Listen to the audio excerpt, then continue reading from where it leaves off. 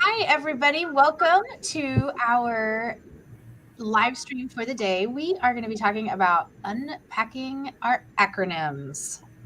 This is the first in our series, and we have gen ed acronyms today, just ones that all of us may hear or need to know. We've got some specialized sessions coming later, but I think we can all attest acronyms are everywhere. So we came up with a list for today. And these are our fellow digital learning coaches. I am Diana Knox. We'll go around the screen here. I'm Jonathan Winslow. Okay, Shannon Quigley. Hi, I'm Tim Arnold. Hey, Bo Gibson. And we are your virtually different Keeping Indiana Learning coaches, just a few of them.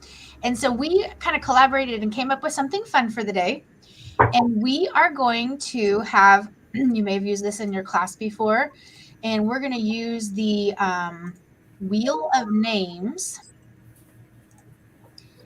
to create a wheel. And these are all the acronyms we're going to talk about today. So we're going to test ourselves and see what we know. So if we go first, I'm going to spin, perhaps. Oh, the excitement's building. Got to the right spot, yeah. Oh, big long ones to start out. One. FERPA and Copa. Who's in? I know what it is. Does anybody else? Yeah, I know what they are, but Yeah. I know FERPA. I don't know the other one. Okay, so these are super important because this has to do with protecting online privacy and especially privacy for our students. So when we look into FERPA, that is the Family Educational Rights and Privacy Act. And then COPA, Children Online Privacy Protection Act. And that's those things where this is the things that teachers always like, dun, dun, dun, you're the mood killer, Knox. Because I say you can't use that tool because it's not appropriate for students under 13 or 13 and under, or that it doesn't protect our students' privacy, it doesn't meet COPA and FERPA compliance. So that's one of the not fun ones that we have to know, but it's very important. I think it's a great skill to teach teachers to send them to the usage or compliance page, Control F, and search for those two words, FERPA and COPA, and then you'll know exactly whether it's good for the students or the age of the students that you're dealing with. It's enlightening to see like what they do with your information. As adults, we should do that with all of the things that we sign up for too. Yeah, and I think that's a good thing to teach students as well. If you mention, hey, we can't use this tool or that tool or this application because of FERPA compliance or whatever, and kind of explain about data privacy and how little of it there is actually online, so that we can use that as a good teachable moment. As frustrating as it can be sometimes to not be able to use some of the things that we want to use. FERPA also comes into play outside of the digital space in keeping educational records among just those people that need those educational records. So sometimes you might have a grandparent come in and ask for educational records on a student, and until a legal guardian signs off on that, you're not able to share that with other parties. Yeah. Even when you're I always think this is easily can be an oversight. You're not trying to break any of these violations, but you're making a recording of your screen and it has other students' names or data on there, and you post it or anything, you're in violation of that FERPA compliance. So you want to make sure that use a blur tool if you have one. If you really want to show data to your class, make sure that it's private and it's not accessible to know whose data it is. All great pieces of information for us. All right, let's remove this one and spin again. And guys, don't worry. We're going to share all of these acronyms with you as a resource here in just a little bit. All right. Who knows this one? Have you guys seen this acronym before? Boy, this is a buzzword right now, isn't it?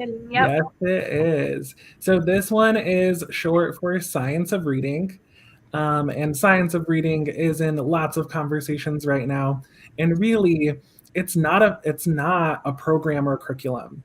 It's really just about research that goes into teaching kids how to read.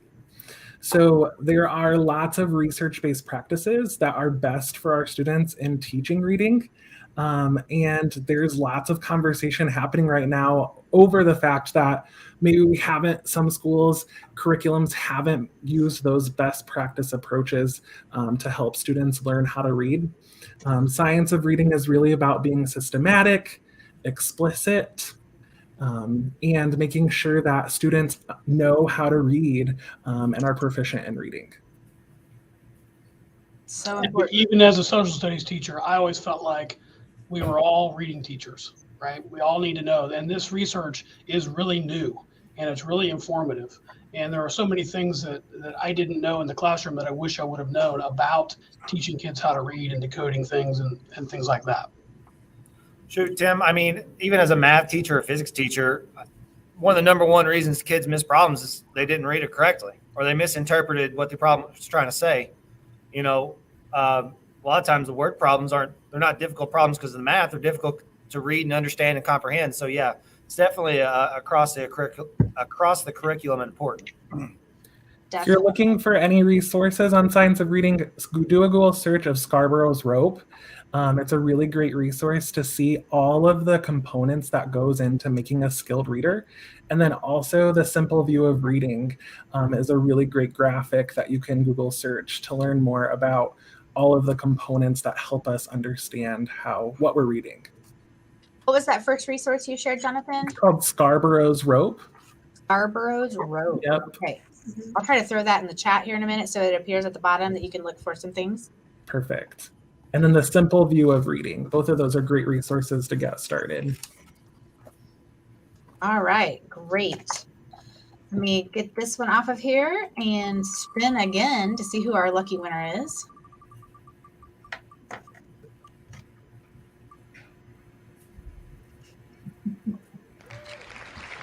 No, this is not the OG original Gangsta. I've already guessed this wrong once. I can start with that.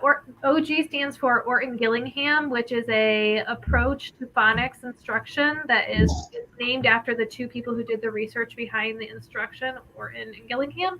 So it really is a scope and sequence for following, like kind of ties right back into that science of reading we just talked about. It's making sure that you're systematic in your approach to teaching students to read. And there's a lot of people that offer OG supplements.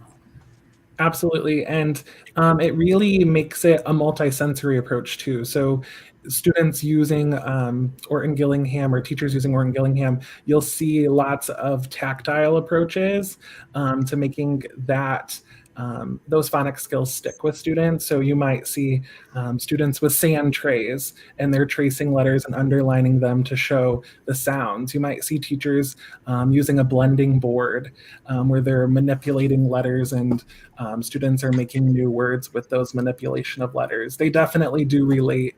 This definitely relates well to science of reading. Both of them are aligned. I've walked into classrooms before, and correct me if I'm wrong here, I might show my ignorance, but I've seen teachers making different symbols on their arms and up and down their arms as they break words in half. As an old baseball guy, I thought I was getting signals that I wasn't getting. That's OG, right? Absolutely, yes. Those are some good tips. All right. Let's see what comes on the wheel next.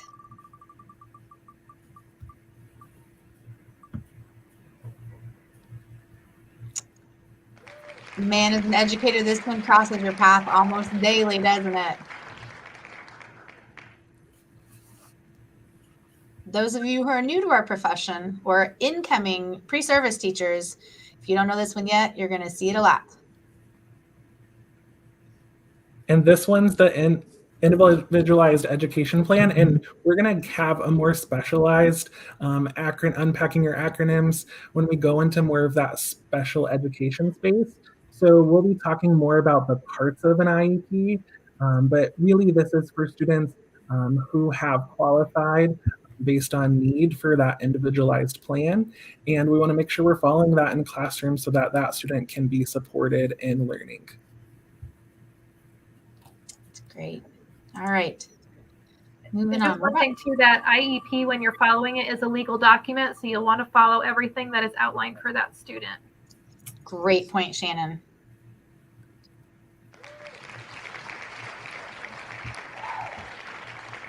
All right, ELL.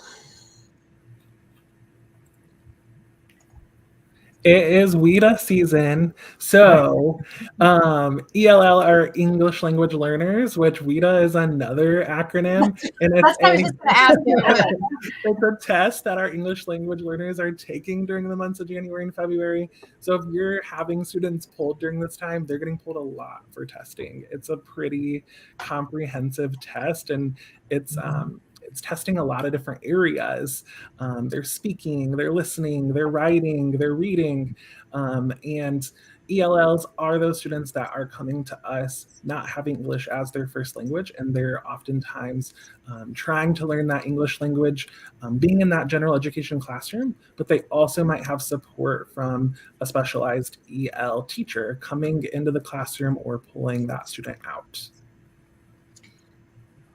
Okay. Anybody else have anything to throw in there? I would just like to say that I would have guessed that, but I thought that maybe was going to be one of our specialized sessions. So I was thinking, what else could ELL stand for? And I was drawing a blank. And we are going to go more in depth with ELL learners in the SPED session. We're going to kind of pair those two together. So we'll take a deeper dive into acronyms you may find there. All right. We kind of promised ourselves and we promised our listeners that we wouldn't go too long. We're about 12 minutes in and we still have several acronyms to unpack here. So we're going to spin that wheel.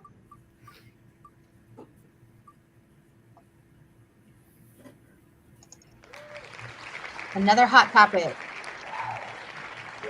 Yeah. This stands for STEM, is science, technology, engineering, and math. And it's kind of a framework for instruction or different components of the STEM model that you can incorporate into your instruction. So it doesn't necessarily have to be an isolated component of your day. You can see STEM throughout the units, no matter what content or curriculum you're following. Yeah, and Shannon, I would argue that it probably shouldn't be an isolated part of your day, because I think that kind of sends the wrong message to students. I mean, I would really love just to see it kind of just blended into, again, kind of that teaching across the curriculum. Just, you know, there's so many things that can fall under that umbrella of STEM, and I think kind of sectioning it off and making it its own kind of discrete thing does a disservice to how widespread it is in our culture and in our learning curriculums.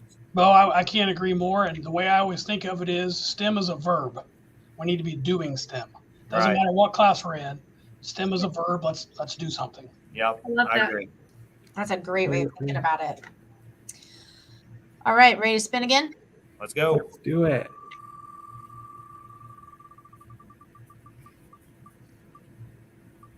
Who knew there were so many acronyms?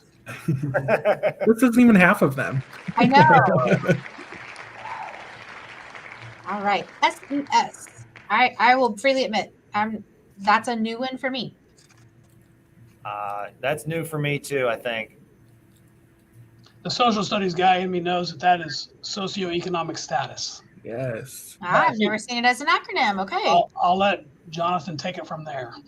Yeah, socioeconomic status is how our students' lives might be outside of the classroom. So we might have students that are on free and reduced lunch, and those students might be at a lower socioeconomic status than those who aren't getting that free and reduced help. Okay, that's an important one because that's something we're going to see a lot too. All right. Let's spin it. Spin her I up. want to get one that I know, actually. Ooh. Is this what I use when I drive around town everywhere? This is obviously a global positioning system. Well, in a modified way, I think it's going to go that way. This is a pretty new one, isn't it? I think. When Yeah, I'm very looking new. at, we're hearing a lot about it for the coming year, right? Yeah, and it's actually available right now. So this is the Grads Prepared to Succeed. It's a dashboard at this point, and it's kind of in the preliminary stages. Things are getting added all the time to it. It's the purpose of this is to share characteristics of student readiness to either be employed in the future, be enlisted, or be enrolled into post-secondary. So on this dashboard, you can kind of search by school. Right now, it's a much better version of like the old IDOE Compass, or when they switched to InView, where you could look up lots of statistics on specific schools. Now it's a lot more comprehensive, and that's constantly getting added to. So you can look at data for students at all levels and kind of see if they're ready for that workforce, for post-secondary, or to be enlisted. Yeah, And this if you was want brand, to check this out, it's at indianagps.doe.in.gov. this was brand new to Indiana me. Yeah, this was absolutely brand new to me. The GPS. Now, when you said dashboard, then I knew what you were talking about. But that acronym was brand new. Yeah, and I'll say it again, it's indianagps.doe.in.gov. .doe.in.gov. That's right. I'm throwing that in the chat for people, so Perfect. in case you want to check it out. Yeah, that was brand new to me. Yeah, I think that's going to be a powerful tool in the hands of educators, though, to really see all that information in one spot to work with our students. Yeah, definitely so. All right, as Guy Fieri would say, I'm getting gearing up for Tournament of Champions. Let's light it up and spin it. It's the randomizer. Here we go, Bo.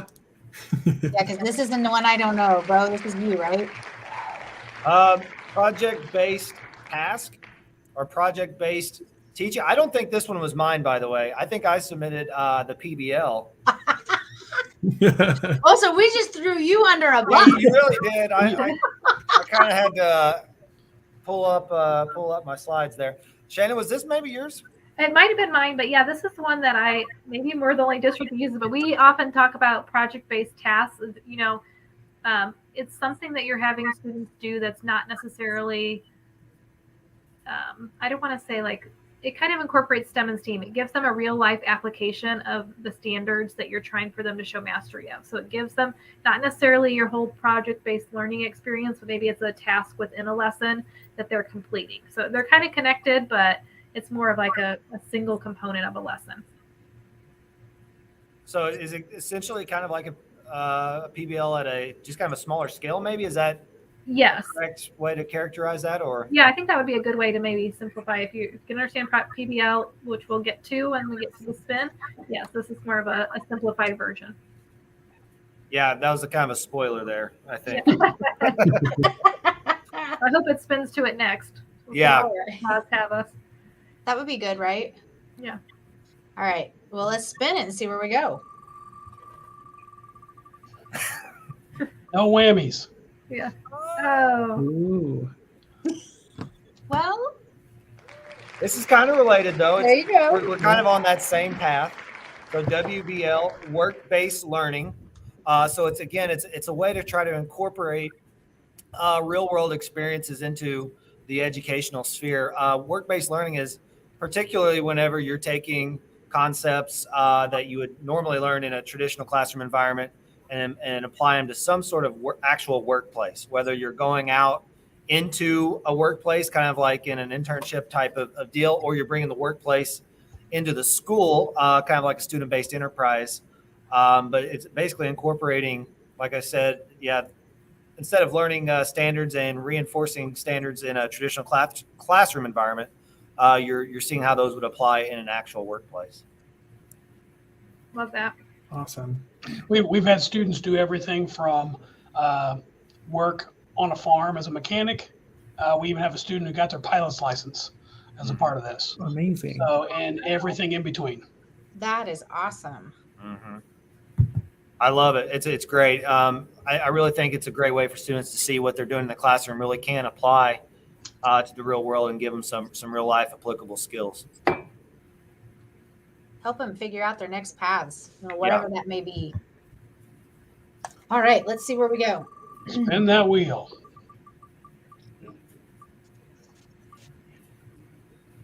Aha. This is one I use all the time. So this is the SAS, or some people call it SIS. It is your student information system. So for example, PowerSchool is a large one. That's one we use, but really what it does is it provides all of your records for student data. You can use it to support other programs that you use to pull in student rosters. It gives historical data over time. It's really like the heart of all of your technology components put together. It's also definitely something you don't want to leave up on your desktop or your laptop in the classroom at any point or time. Yeah. Tim, are you saying I shouldn't be projecting that onto my whiteboard all the time? That is correct, Bo. So let's go back to Copa and FERPA. Well, I'm going to get sued. This is where when I was in the classroom still, and I used my desktop to do the projecting, I always kept my SIS up on the laptop that was only for me, so I wouldn't screw up and at some point throw something up on that projector that I shouldn't, because that made me nervous. Yeah, that's a good tip there. Or if you have a mobile app that you can do your student information on, that's a good one too. Yeah. All right, let's light it up and see where we go.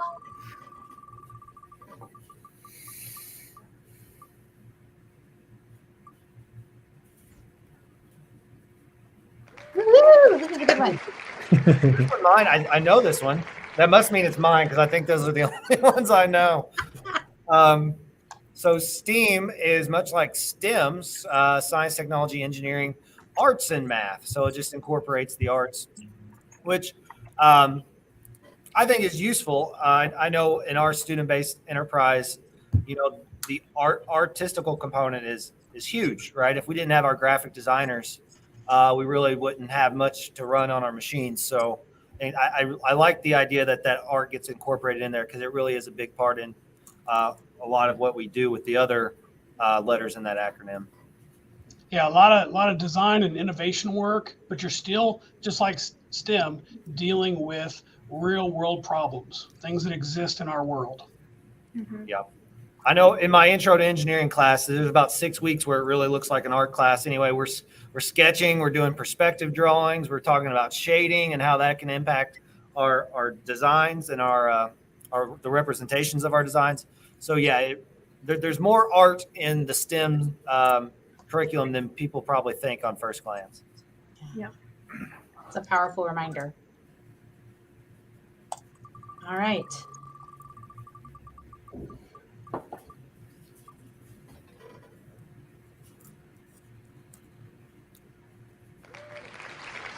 All right, that's 2 in a row that I know. Yeah, Bo, you're on. All right, so this project-based learning, PBL. So much like the project-based tasks that we were talking about earlier, it's a way to incorporate learning standards in a way that is applicable in the real world. So kind of exposes students to how these concepts can be applied in a real life scenario, usually in some sort of hands-on way. At least that's the way I like to utilize it, where students are actually building, creating, applying this in some sort of hands-on fashion that is also applicable in the real world. So it's not just some phony textbook problem. Yeah, it's got to be something that's done over an extended period of time. It's got to be a really complex question. And usually with PBL, there's some sort of, I won't say necessarily performance, but something where folks from the real world, that area of that technology or that service, are there to listen, judge, give feedback on it as a part of the process. Yeah, Tim, I really enjoy being able to do that, bringing in people from the community, experts in the industry, and let them, kind of discuss with the students, the efficacy of their designs and what they like, what they maybe would change, or maybe how that would look different in the industry and how it would look similar. So great experiences for our students. All right, and then there were 5.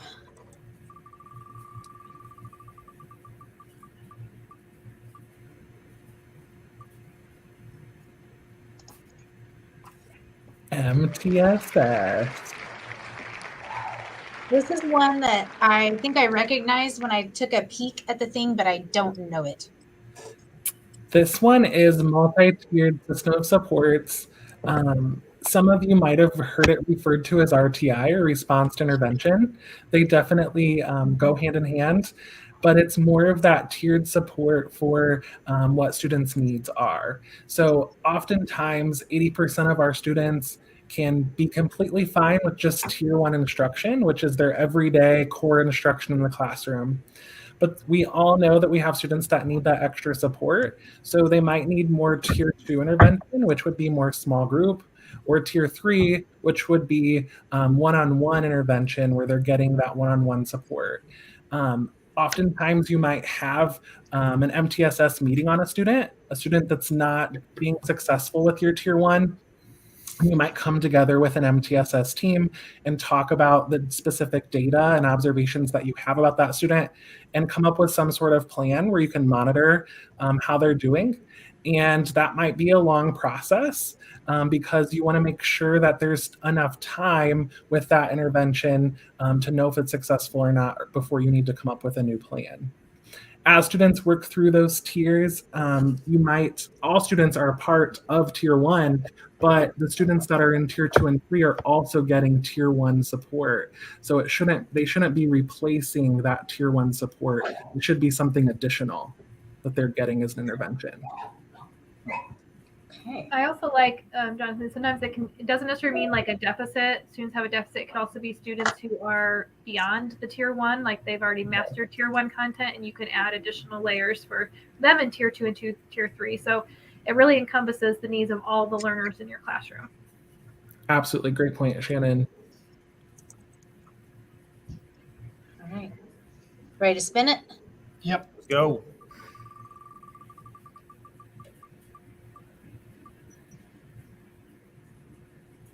Oh, just got it. All right, this one is really interesting because some of you might have IAs in your building, like instructional assistants, but this one's a little bit different. This one's IAS. It's just the Indiana Academic Standards. I happened to come across it one time when I was reading something, and I was like, what is IAS? And I'm like, so I started looking all over the place, and it's really just Indiana Academic Standards, just those regular standards that you see. So I just wanted to make sure if anybody ever comes across that, they know what it means. That's a good one. I hadn't heard to it, but I was like, I'm glad I didn't say I don't know what the IAS are, because then I'm just like. Because those academic standards are all around us, aren't they? Yeah. That's right. I think we take an opportunity to shorten anything we can, that this age of texting, anything we can shorten, we do. And then it just catches on. Yeah. All right, we're down to 3. And I know 66.6% of them.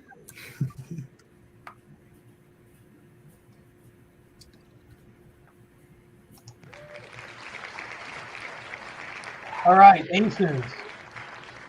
Adverse childhood experiences. I think we can probably knock out 2 with this one. So because it's going to connect very closely with SEL, which is also on our list. But these are adverse childhood experiences, things that children experience between the ages of 0 and 17 years old. Things like violence, abuse, neglect, substance abuse problems in the home, mental health problems in the home. The list, there's an exhaustive list. But the point is, we who deal with those kids in school need to know how to deal with them more effectively. And so the implications for school are things like high quality childcare, preschool enrichment and preschool programs, social emotional learning, which is one of the others that we have left, parenting skills and family relationship type things. It's amazing the amount of money that could be saved. The last research that I saw said a 10% reduction in ACEs could save $56 billion with a B dollars a year in the nation. Wow. Wow. And more and more we see that if we can't teach if our children in our classrooms don't know how to handle their emotions, and they don't know how to regulate themselves, and they don't have these healthy relationships with adults and their peers, learning is compromised, and it's even more of a challenge.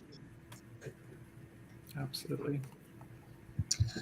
All right, well, we'll take that one off and let's hope, because now we all should know the answer to one of these. Yeah. And it looks like we got it. Hey.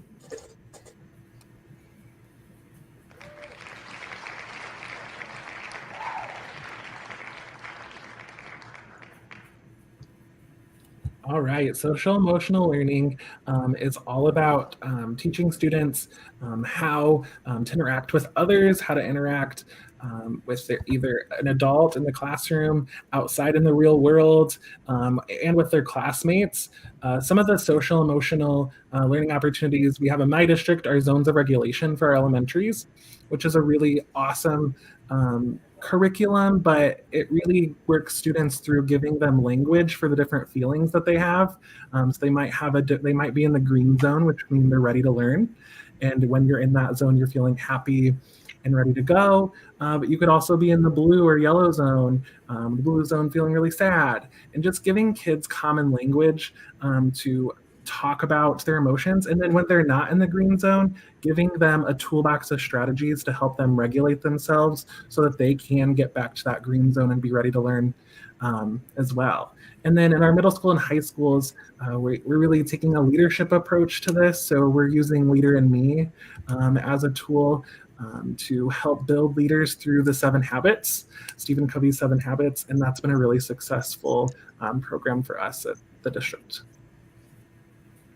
Great.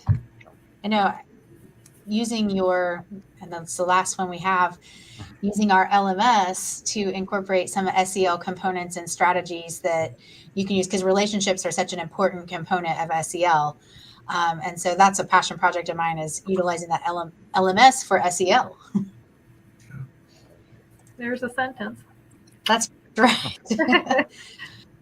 All right, so we're down to the last one, LMS. And probably we may not have heard of this one, but we all probably deal with one. We use Canvas. Anybody else? We use Schoology. Canvas user here. And we're Google Classroom. Yeah, I'm a Google Classroom and Canvas. I do both. Okay, so but all of those are examples of your learning management system. I feel like the LMS really got its showcase during COVID, because it was the first time where, whether you had adapted it before or not, you really had to rely on it when students were learning in different environments. So it's really an extension of your classroom, which you can use in person, but it also gives that accessibility for students even outside of your classroom. So you can post content for learning modules, assignments, resources, announcements, anything that you want. You can kind of think of it as like a teacher web page kind of, but beyond and beyond. But it's really, again, just an extension of what you're doing and incorporating into your classroom learning environment. It's so, Shannon, you hit the nail on the head. It was highlighted during COVID. And I think we see even more the importance of those digital learning spaces and how we design and utilize them to the best of our ability. Yeah, I think if you can manage the LMS, your life becomes a lot easier. You can really kind of automate a lot of tasks and really kind of get the students in certain routines to really make your in-person classroom run a lot smoother if you have a well-managed LMS and the students know how to use it and navigate it. For sure. Absolutely. Okay, so that takes us to the end of today's session. If somebody wants to wrap us up, I'm going to share resources and throw them in the chat. We've got a 1-pager that you can use as like your acronym cheat sheet. And we have a slide deck that we're going to share in case you might want to use this to do some PD of your own in your school. Thank you so much, everyone, for joining us. We're going to continue to have more sessions about unpacking your acronyms. The next one is coming on February 22nd. We hope that you'll join us live, but of course, if you're not able to join us live, you can join us when it is recorded and available on anything that you follow us on. We'll see you around, everyone, and we hope that you leave knowing at least one acronym more today. Thanks for joining us. See you guys. See you guys.